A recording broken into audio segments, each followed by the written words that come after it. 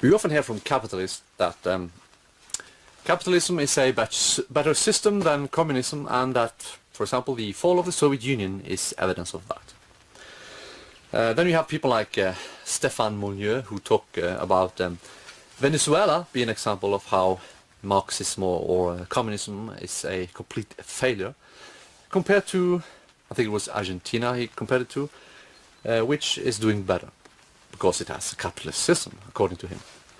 But is this really the case? It's that simple, really? Let's find out.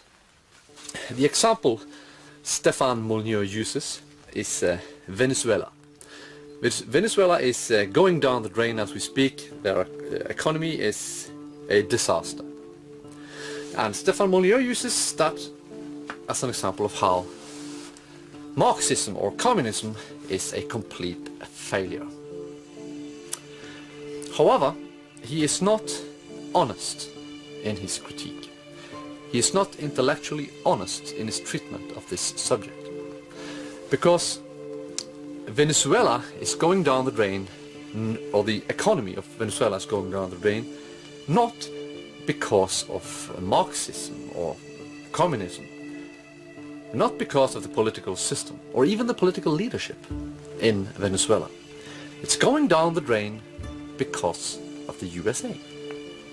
They are boycotting Venezuela, they are sabotaging the economy, and that is what is causing the economic collapse in Venezuela. I'm going to use a similar example to Venezuela to prove Stefan Molyneux wrong. Venezuela is an old rich country, and it used to have a very good economy when they were friends with the USA. And in Europe we have another very similar country, Norway. Norway is also a communist country. You can always argue that no, it's social democrat and so forth, but that's just a front. Everybody who grew up in Norway knows that Norway is Marxist, it's communist to the core, and it's so extreme in their communist ideology that when I grew up, I'm Norwegian, when I grew up watching TV, we had one TV channel owned by the communist ruling party. The TV hosts of the children's programs were not allowed to talk about our parents, because according to them the family was a bourgeois institution. So they didn't, when they talked to the children, they didn't say, well, you have to ask your parents for permission to do this or that. Nope, they said you have to ask for the permission of those who take care of you. Sorry, I was interrupted by family members. I'm a family guy. And then if you take a further look at Norway, you will see that they are forcing basically all children into kindergarten because the state is so eager to raise them instead of the parents. And they are indoctrinating them.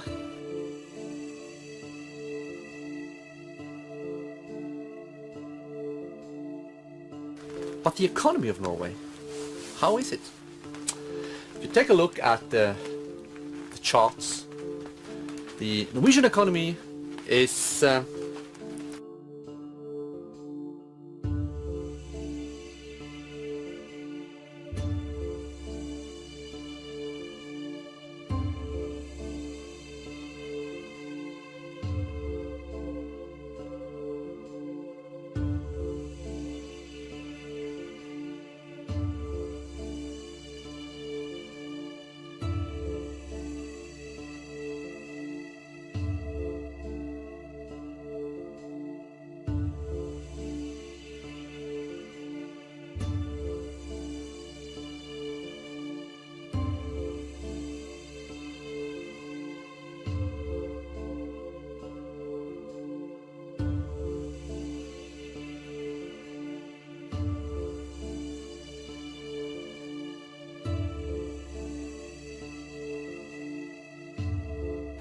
How do you explain that, Monsieur Molyneux? You can't explain that, because it doesn't fit your agenda, it doesn't fit your narrative. The fact is that Norway's economy is doing fine because Norway is part of NATO. Norway is a US puppet. So, the USA is not actively sabotaging Norway's economy. The USA is not boycotting Norway. The USA is not forcing all her vassal states in Europe to boycott Norway. And that's why the economy is doing fine, even though the regime is Marxist to the core.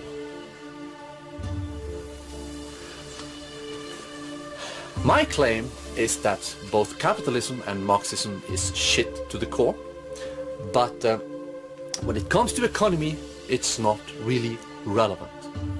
What's relevant is how they relate to the USA. If they're bending over, then their economy will do fine. If they're not bending over, then they will be butt-fucked by the USA, like Venezuela has been.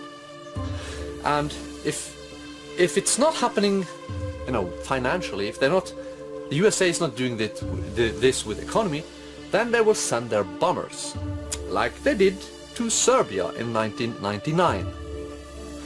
The Serbs, when they were part of Yugoslavia, did not bend over to the Soviet Union.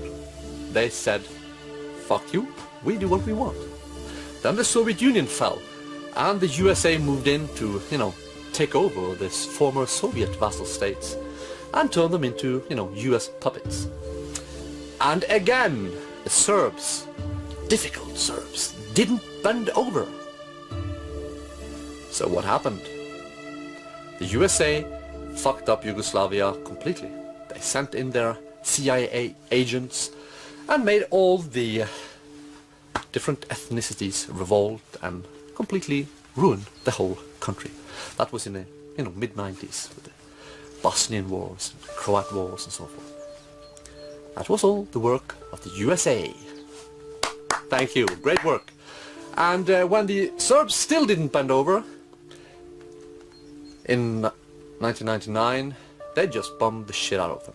And now, congratulations USA, you made it. The Serbs are now your puppets too. Hooray. And that's how they work. If you don't bend over, they will do it for you. And the reason why they have the ability to do this could of course be because their capitalist system is so successful that they have complete financial control. But the fact is that no, that's not the case. The reason why they're able to do this is World War II. World War II is what made the USA great. The suffering of tens of millions of Europeans, the death of tens of millions of Europeans, is what made the USA big. Nothing else. And when you know that the USA benefited so much from World War II, you might wonder if maybe they had something to do with it, you know.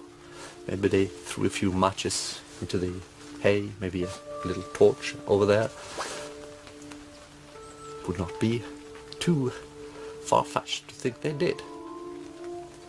And then, after World War II, the whole of Europe was in ruins, largely to the fact that the USA bombed the shit out of Europe.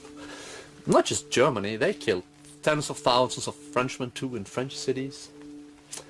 Dutchmen, Norwegians even, they bombed a children's school in Norway.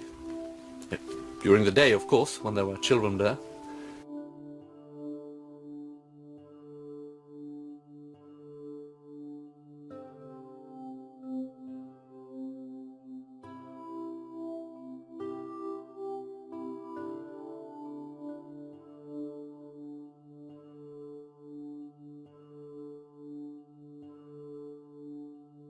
So the USA bombed the shit out of Europe, and Europe's economy after World War II was, of course, in complete ruins.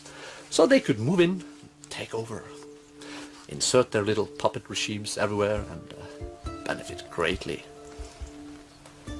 In Germany, they're not even allowed to change their own constitution without approval from the USA. They're all puppet regimes of the USA. Except in Eastern Europe, of course, where there were puppet regimes of the Soviet Union. And that's the big problem here, you know, because the USA they only gained control over the West. So they had to do something about that, and they sent in their little CIA agents all over Eastern Europe and in the Soviet Union, and they ruined them too. And they boycotted Russia and so forth. And then again, Stefan Molyneux might say that, well, that's competition. The best wins, the stupid, worthless ones loses. Well, that's one way of looking at it, but you have to be intellectually honest about this and look at the realities. The USA after World War II was great. They had benefited greatly from the war, but the Soviet Union had not. If you're in doubt, I can tell you that the World War II was not a great boost to the Soviet economy. Not to the people either. They lost tens of millions of people. They were already in ruins.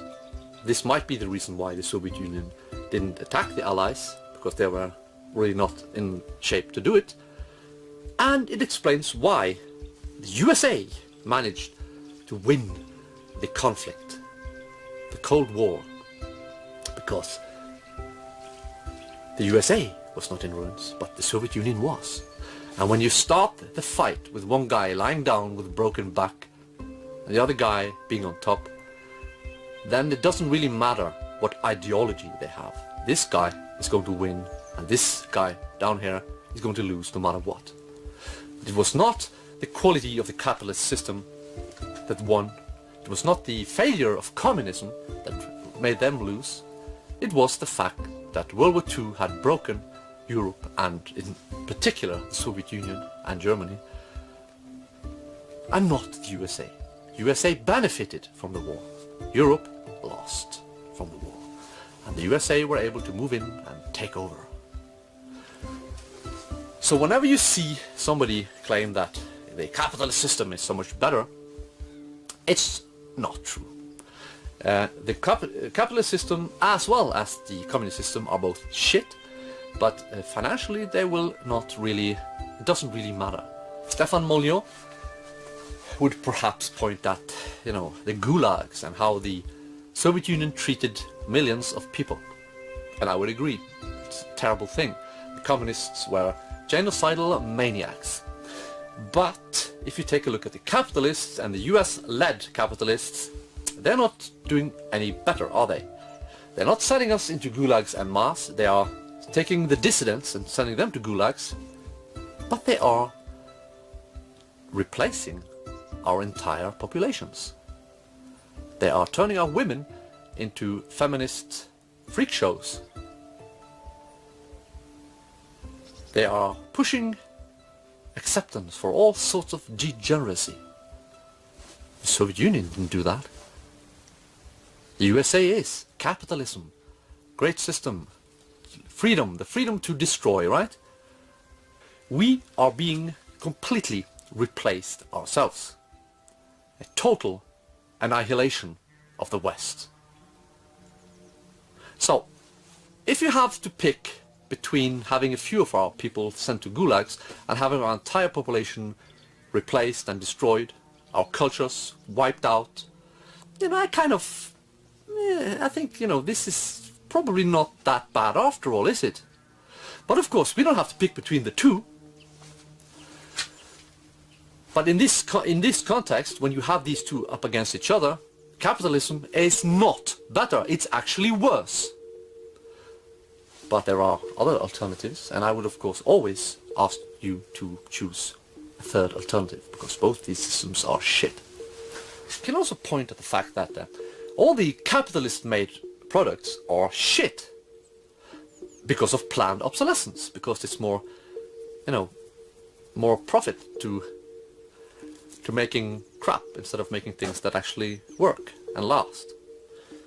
So if you want to have products that last, again, you would have to pick the communist system if you had to pick between the two. You don't. All the capitalist produced items have gone down in quality because it has been more and more profitable to reduce the quality over time. You should Google planned obsolescence. But the Soviet produced items did not suffer from that. If you go to Germany today, you will still find refrigerators in East Germany made in DDR, made in East Germany during the communist period. They still work because they were made to last. If you take a look at my VAS, my car, it was made in the 80s. It's in excellent condition. There's no rust whatsoever. It was made to last. If you look at any car today made in the capitalist West, it is not made to last. It is made to break down after some time, because it's more profitable for them to have you buy another car after a few years. And if you take a look at Germany, they used to make quality items, Deutsche Qualität. They're not doing that anymore because of capitalism. Take a look at my trailer here. I can show you. This trailer was made, let me see if I can focus here. This trailer was made in 1938 in Germany. It's still in excellent condition because it was made to last. You will not be able to buy a trailer made in any capitalist country today that lasts 70 plus years, I can assure you. But the capitalists, they don't give a rat's ass about that. They are only interested in making money for themselves. You know, it's all about personal profit. It's not beneficial for the entire society. It's not at all beneficial for the economy of the country. It's just about personal profit. You know, some greedy bastards are trying to make as much money as possible, and they are. Stefan Molyneux is simply promoting a system that enables him and his kind to milk the peoples of the world as effectively as possible. He's an agent, really, working for the bankers who control the Federal Reserve in the USA. And that's it, really.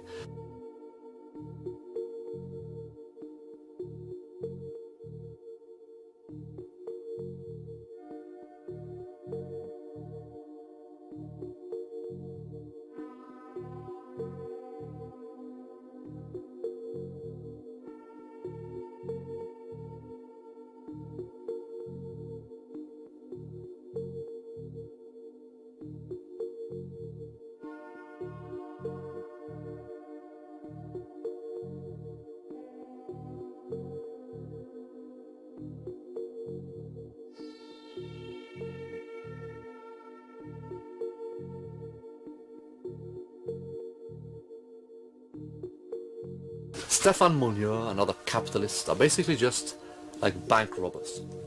They've gone into the bank, they're holding up the entire staff, and they're loading the gold into their sacks. But they can hear the cops outside coming. They can hear the sirens closing in on them.